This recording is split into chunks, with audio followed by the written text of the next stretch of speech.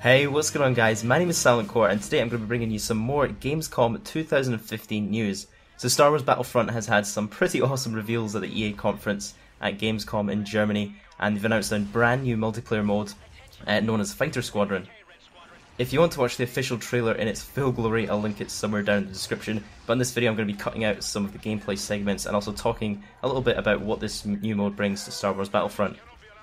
So this mode is going to basically accommodate up to 20 players along with some AI controlled ships, and the whole mode is actually going to be airborne, so it's going to be basically one massive big dogfight.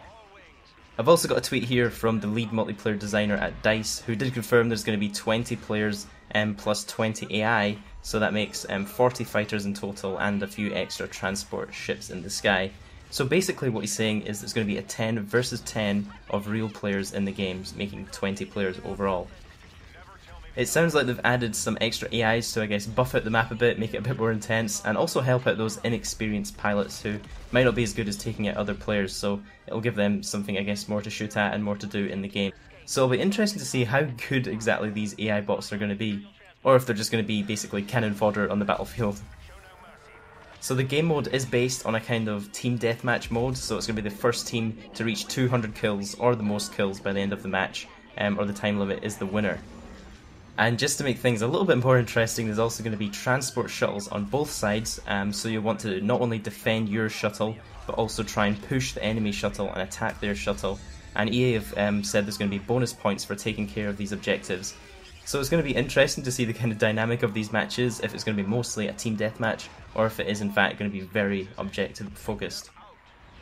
I believe the vehicles confirmed so far are X-Wings, A-Wings, TIE Fighters, and also TIE Interceptors. And it sounds kind of like the Star Destroyers are going to be just a part of the scenery and the background and not actually much to do with this game mode itself. So from what I've managed to gather on these vehicles so far, the X-Wing is going to have a homing proton torpedo which will actually lock onto your target if you track them for long enough. So basically you can just follow on behind an enemy and that will kind of track them and it will give you some sort of lock on. The TIE Fighter is also going to have a lock on missile and also a speed boost ability, which just sounds ideal to zip around the map, get to your objectives faster, or even just get away from any trouble. Anyone that might be pursuing you from behind, you can kind of shake them off with this speed boost ability. I believe all the ships in this game mode are going to have some type of evasive maneuver to quickly shake off their enemies, and these are going to have cooldown periods to use them, so I guess you want to use these evasive maneuvers wisely to avoid enemy missiles or lasers that might be coming your way.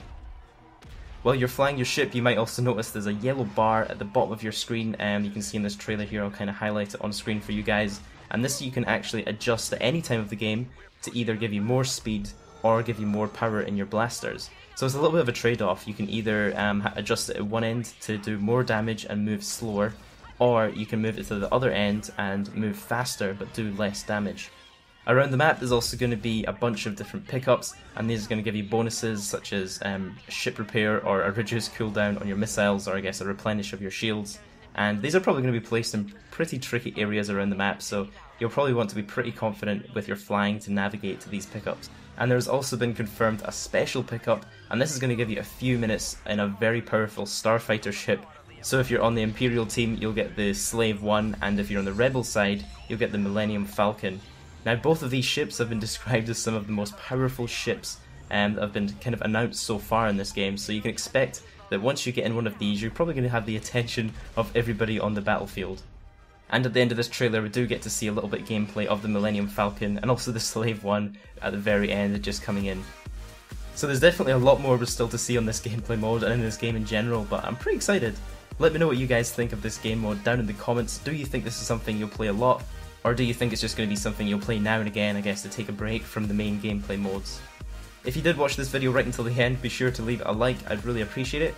Also subscribe for more Battlefront videos and gameplay, and I'll catch you guys in the next one.